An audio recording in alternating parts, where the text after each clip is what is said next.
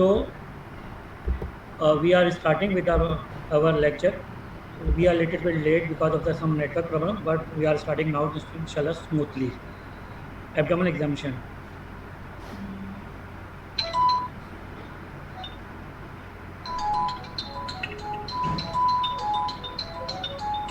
Steps of abdominal examinations.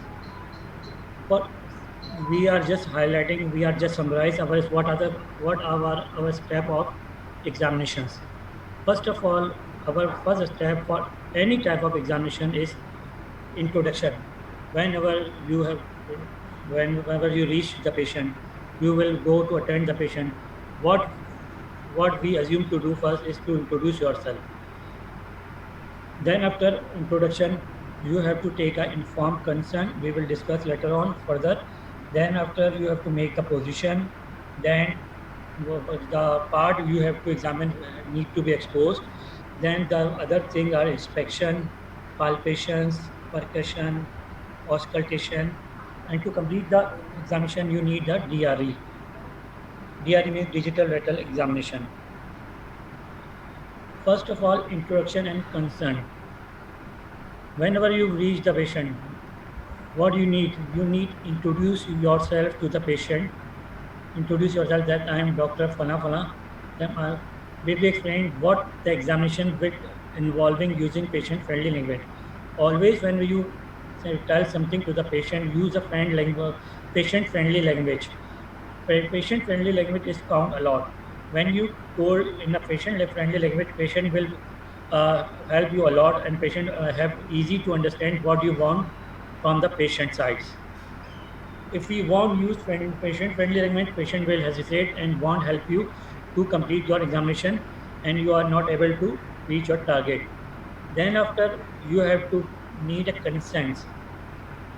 If the patient is very small, patient is infant, and patient is not able to give a consent, you have to take a consent from the parents or the parents of the patient or patient parents of the children. After that, what you need for any examination, you have to sterilize yourself. You have to wash your hands. This is very important. Otherwise, sterilization will hurt. Also, if you want to wash your hand, if your hand are infected, this will also get, if a patient get also infection from your sides. So be careful. Sterilize yourself before touching the patient. Ask the patient before starting any examination. Must one thing should be asked from the patient, that is patient have pain in any area.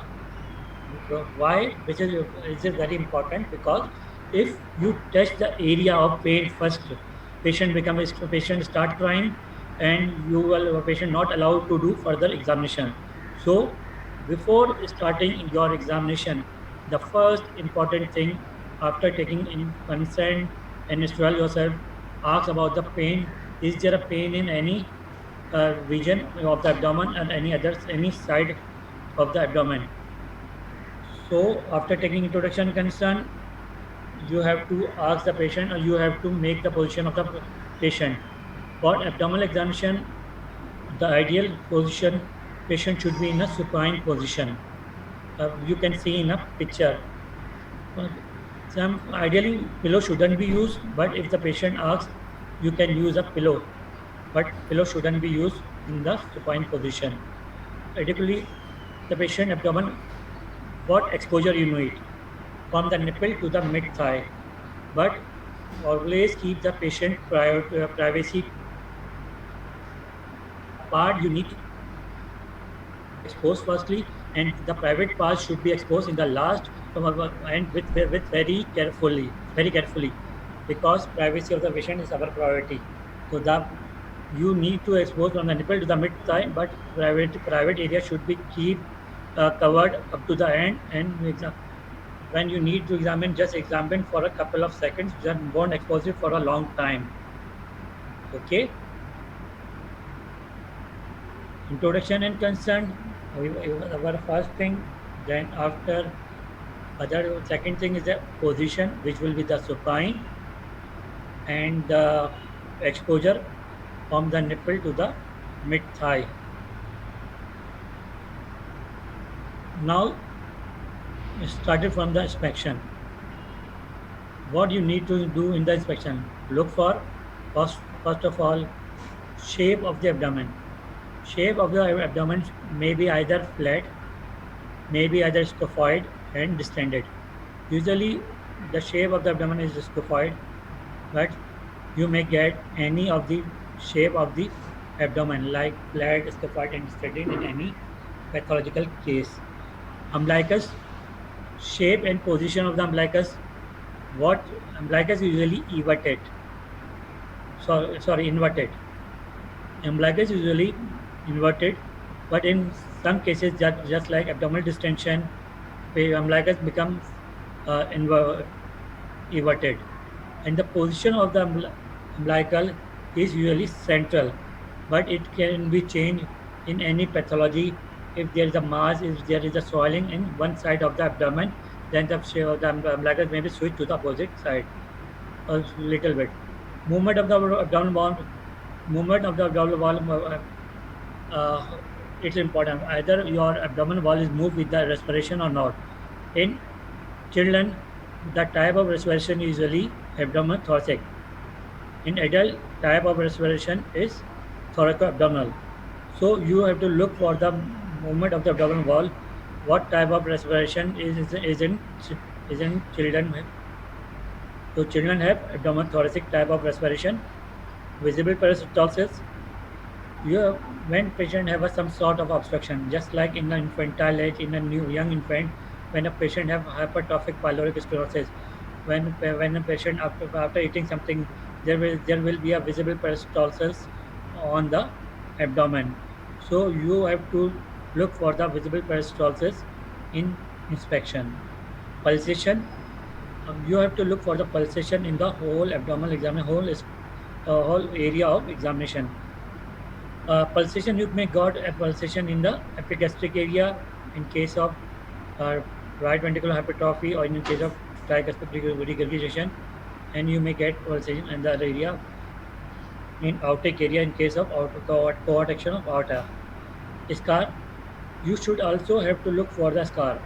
Scar will help you in the history that patient may have any uh, surgery in the past, and the site of the scar help you what type of surgery may patient have had in the past, or sometime patient may have burn in the past, which will also help you in reaching the diagnosis. Stroy. Stroy is also sometimes visible on the abdominal wall. Stripe usually pink type and usually white type. White type is usually because when the patient have some sort of pathology in which patient have a distension of the abdomen for a long time, patient abdominal wall stretch, and when the abdominal distension finish after treatment, the stripe is usually of white type, or in case of obese patient, a patient when lose weight, they have a stripe of white type. But in case of pathological condition, just like in Cushing syndrome, the stripe are usually pink or purplish types. Uh, Prominent vein, you have to also look for the prominent vein. We will discuss later on what you have to do in the prominent veins. You have to look for the flow of the blood. Usually, the flow of the blood is toward the umbilicus. How will you check the flow of the umbilicus? You have to put your two finger on the vein, move one toward the umbilicus and other away from the umbilicus, and the one finger whom you move toward the umbilicus will lift up and see the flows. Then do it again, and then the finger which is away from the umbilicus is lift up. Now see the flow. When will the vein fill first? In case of lifting the uh, finger near the umbilicus first, or in the case of uh, lifting the finger away from the umbilicus first. So you in this way you can get a where is the flow of vein. Usually the flow of vein is toward the umbilicus, but in case of the total hypertension, usually the flow will come against the away from the umbilicus. Pubic hair help you in the sexual maturity rate, and hernial orifice also important for the examination. So, inspection, look for the shape of the abdomen, and position and shape of the umbilicus, movement of the abdomen wall, visible peristalsis, pulsations, scar, striae, prominent vein, pubic hair, and hernial orifice. Palpations. Palpation is the second step. You can say you have to do two type of palpations: superficial palpation and deep palpation. Deep palpation also include visceral examination. Before palpation, the one thing important, ensure that the hands are warm. The important thing, hands are warm because when you touch cold arm to the patient become irritable and they may start crying. And the second and important we already discussed, always ask about the pain before starting the examination. Ask to report Ask to report any tenderness elicited during the palpation. What you should have to tell the patient if patient feel any pain, any tenderness during the examination, during the palpation, must always let you know the patient have a pain. And during we will discuss later on what you have to do. Also uh, pick up the tenderness. Use your right hand. You should stand on the right hand side of the patient. Use your right hand. Keep it flat and in contact with the abdominal band. So what you have to do? You have to stand on the right hand side. You have to use your right hand. Keep it flat and in contact with the abdominal wall. Second, look on the face of the child throughout the examination for any sign of discomfort. So this point is important. First, you have to ask the patient to report any tenderness. But what you have to do, you have to keep eye on the face of the children throughout the examination for see to see any sign of discomfort. You got my point? Also ask and also look. So you have to do both things. Ask the patient to report and look on the face of the patient for tenderness. Begin with the light superficial palpation followed by the deep palpation. Start from the region away from the pain. If patient complaining you any pain, so what do you do? What should you do? Always start it from the side away from the pain. Then palpate each region in form of G or S. You have to palpate all the 9 quadrant. You can use either G technique or US technique, whatever you like to do, but you have to go. You have to keep in mind go in the area of pain lastly. For example, starting from the left hypochondrium, then epicondrium, right hypochondrium, whatever you like, you can follow the sequence. But you keep in mind you have to examine all the 9 quadrant of the abdomen. For the deep palpitation, you will have to do the same. For deep palpitation is usually we have to look for the mass. In the deep palpation, the other component is the palpation of the viscera. So firstly, by doing the deep palpation in the same G and S direction, you will like to look for the mass. After if you want feel any mass, then you have to go for the palpation of the viscera. Palpation of the liver, the thing important is you have to palpate the liver. How will you start? Place your hand flat and parallel to the right costal margin in the right iliac fossa. So you have to start the palpation of the liver from the right iliac fossa. You got my point? Start from the right iliac fossa, right hand place vertically in the right iliac fossa, fingertip facing right costal margin. Ask the patient to take deep breath. Ask the patient to take deep breath. Press the hand inward and upward during expiration and steady during inspiration. You will move upward during the expiration and during expiration you will remain steady. What will happen when patient inspire? Diaphragm come down, and during inspiration you may feel the edge of the liver on your hand. Feel for liver edge as it descends on inspiration. Diaphragm come down, it put liver down, and you will feel the liver edge during expiration, and you will move upward during expiration. So keep in mind what during expiration you have to move upward, and during expiration you will remain steady to feel for the edge of the liver. Move the hand progressively upward until you reach the coastal margin or detect the liver edge. There will be a two target point. Either you start feeling the edge, liver edge, or you will reach the coastal margin. If if liver is not enlarged, you will reach to the coastal margin. If the liver is enlarged, you can feel the liver edge before reaching the coastal margin.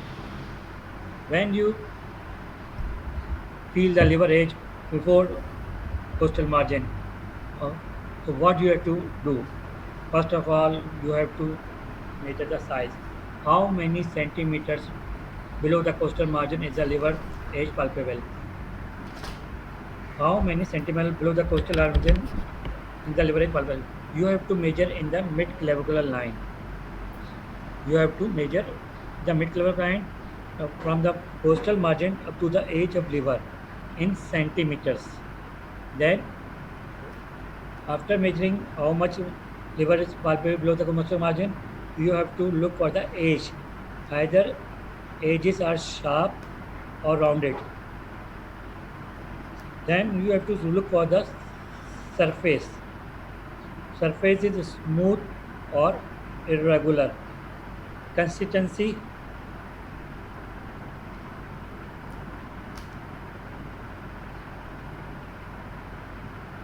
Then you have to look for the consistency.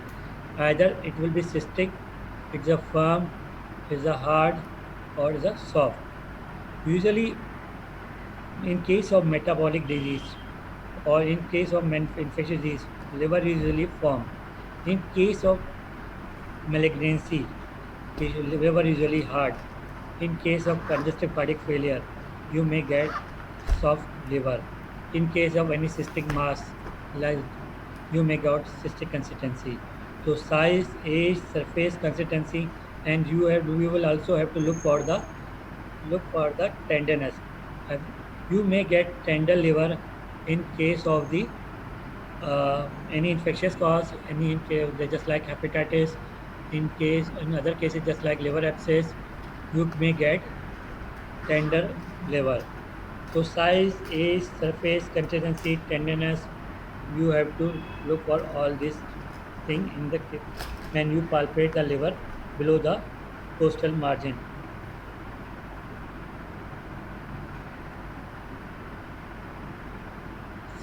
Second, palpation of the spleen. Palpation of the spleen is also start from the right leg fossa. Put place your right hand in the right leg fossa, finger facing toward left hypochondrium. In the case of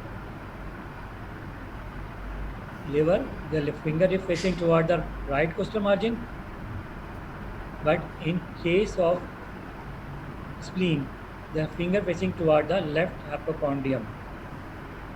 Press the hand during expiration, same thing, and keep it steady during inspiration, because a liver spleen also move downward with the inspiration, or you can say respiration.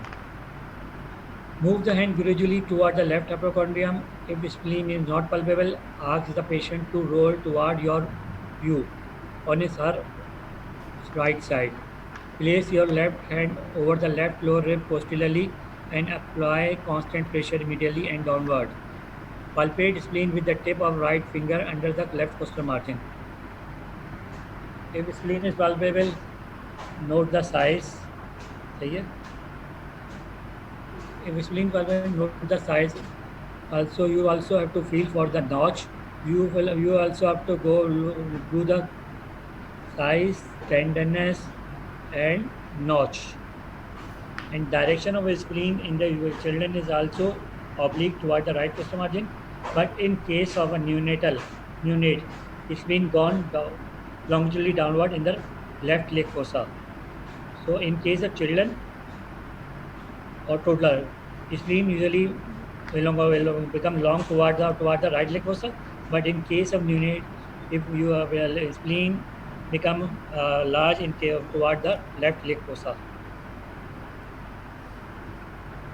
Third one is palpation of the kidney. Place right hand anteriorly in the lumbar region and left hand posteriorly in the loin. Right hand anteriorly and left hand posteriorly in the loin. Apply upward pressure with the left hand and backward with the right hand with each inspiration. If kidney is palpable, it will move downward between two hands during respiration. But keep in mind, kidney is not kidney is a retroperitoneal organ. It won't move with the respiration. Right? So uh, puts downward pressure on the right hand side and upward pressure from the left hand side. You will, if the kidney is enlarged, you will feel kidney as a palatable between your two hands. See, the kidney is a retroperitoneal organ. It won't move with the respiration. But in case of spleen is moved with the respiration. Liver is moved with the respiration. Kidney is not moved with the respiration.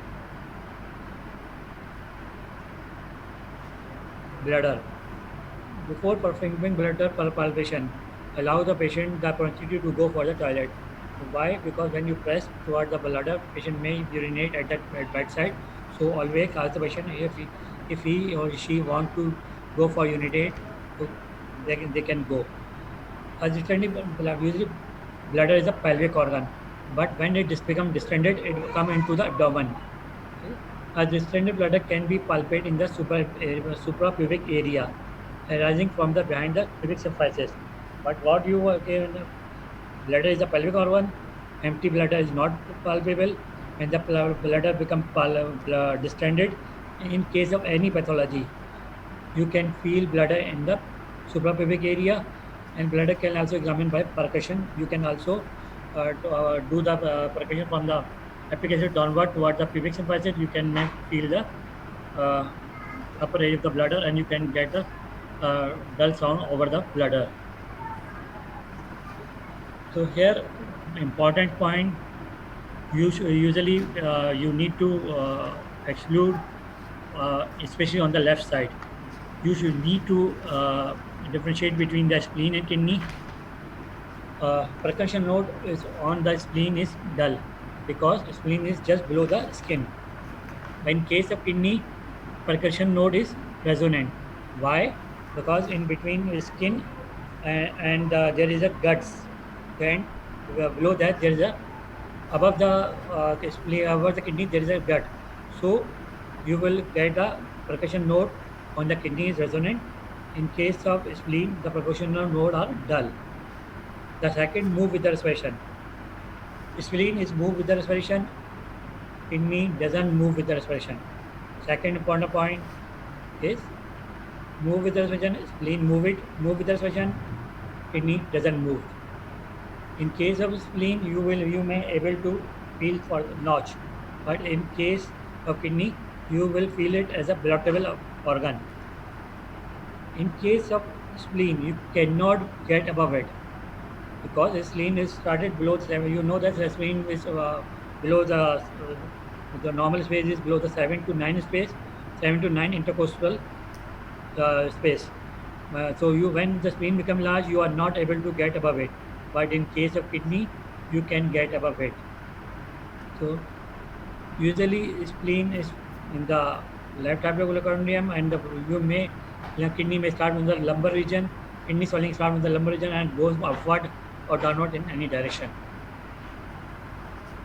So it's very important. Percussion nodes are dull in the spleen in case of present in case of kidney. Spleen move with the respiration. Kidney doesn't move with the respiration. You can feel the notch in case of spleen. You cannot. You could feel kidney as a. You can feel as a palatable organ.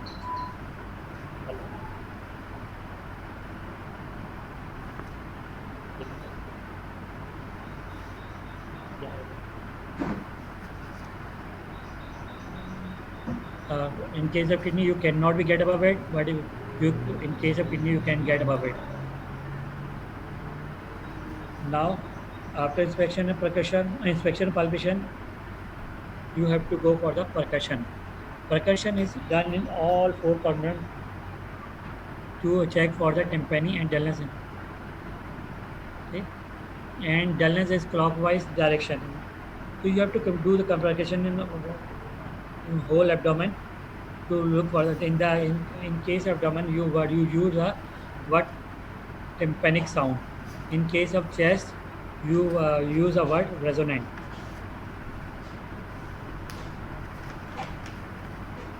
Shifting dullness.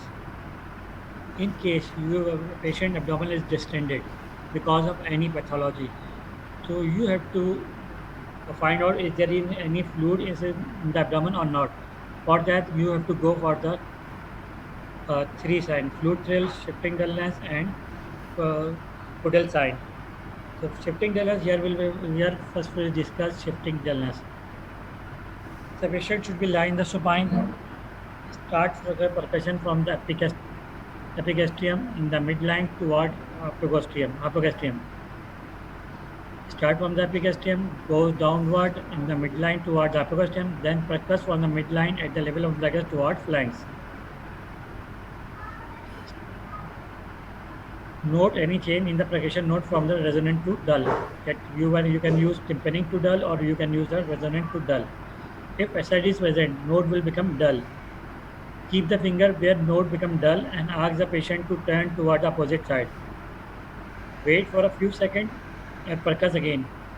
If note become resonant, then shifting dullness is present. What happened? When the patient turned toward opposite side, the fluid moved because of the gravity toward that side, and the space where you got the dull note will become resonant because of fluid move from here to downward because of the gravity. So, in case you change of note from dull to the resonant, shifting dullness positive. In case of moderate ascites, you will get the shifting dullness positive. Fluid thrill is a second sign. In case of massive fluid, large amount of fluid in the abdomen, you may get fluid thrill positive. How will you check it? Place the palm on your left hand against the left side of the abdomen. Ask the patient to place the edge of his her or attendant hands on the middle of the hand. Why? Because to avoid the movement of subcutaneous fat below the skin. Click a finger on your right hand against the right side of the abdomen.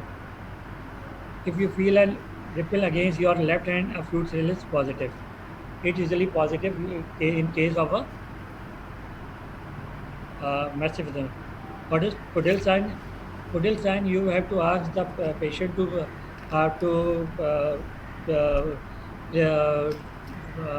place in a knee chest position.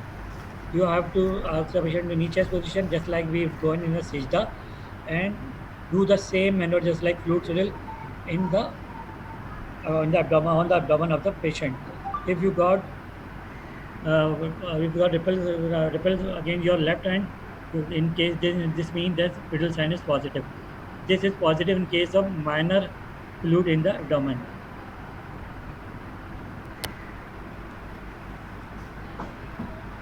So there are three things to look for the fluid. One is shifting dullness, usually positive in case of moderate ascites.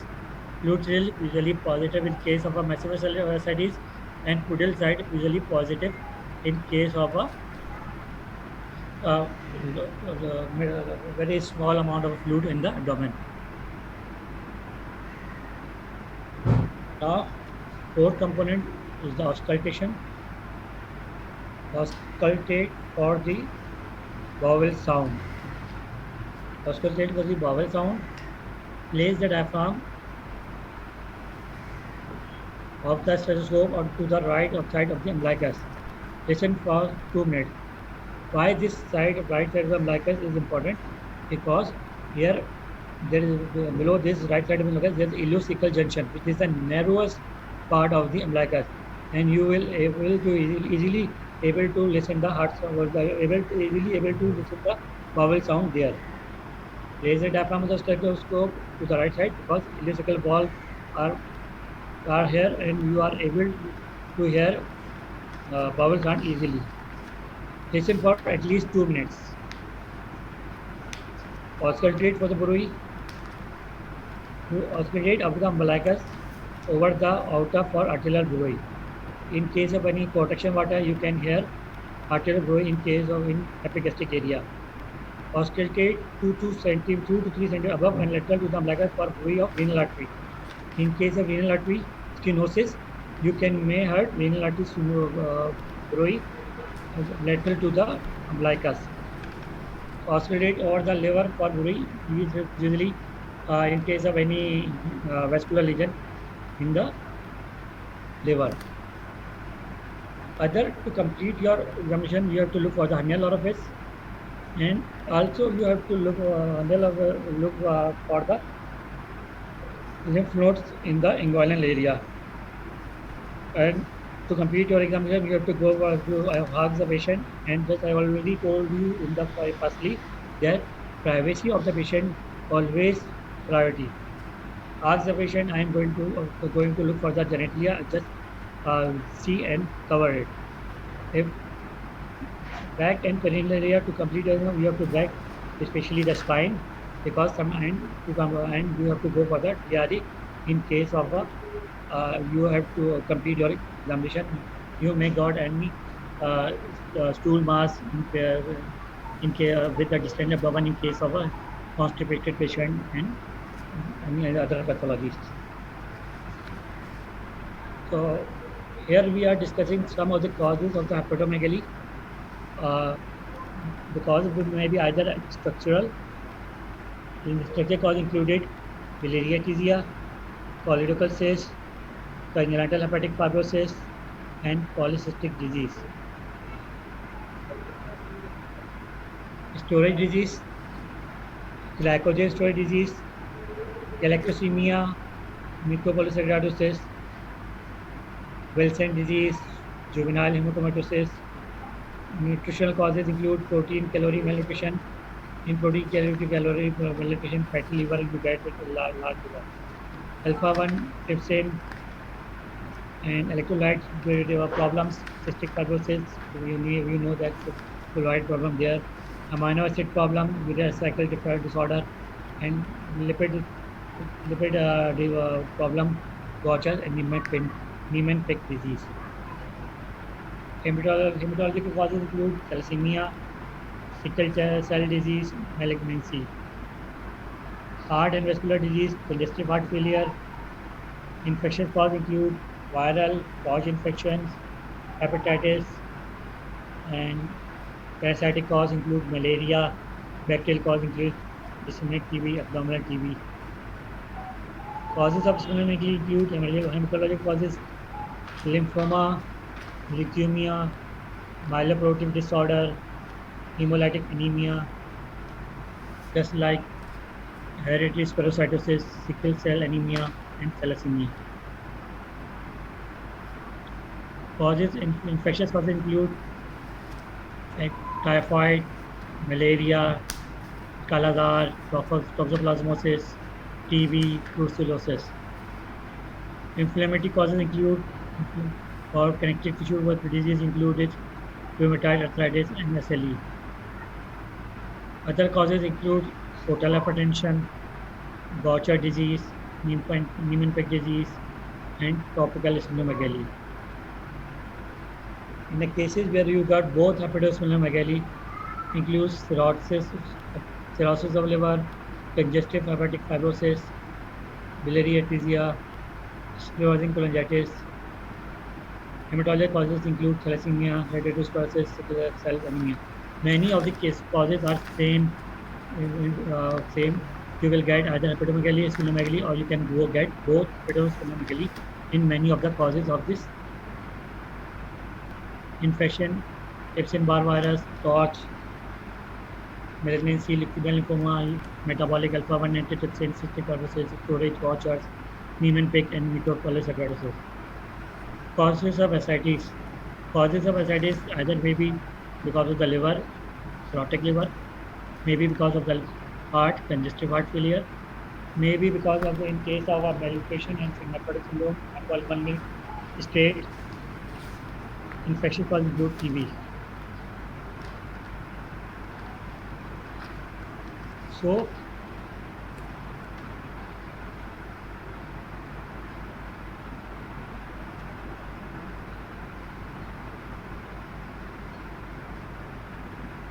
any question?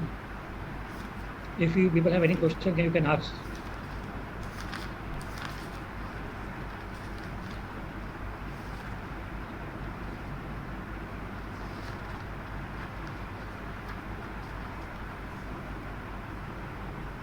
Yeah, in case of pubic hair in case of child, yeah, in case of precocious puberty, you may get pubic hair early in the child. See? The child age is already answer is given by somebody. Okay, thank you, Umme Salma. You also already gave the answer. So thank you, Umme Salma. Uh,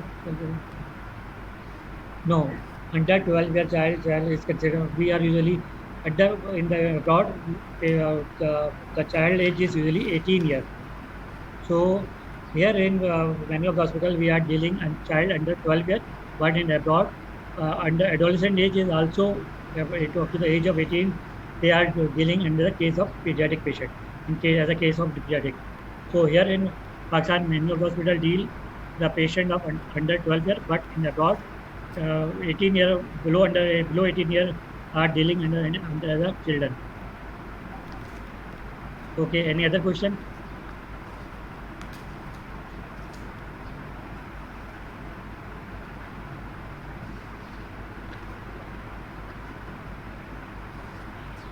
sir and हो गई class. Um, okay, thank you.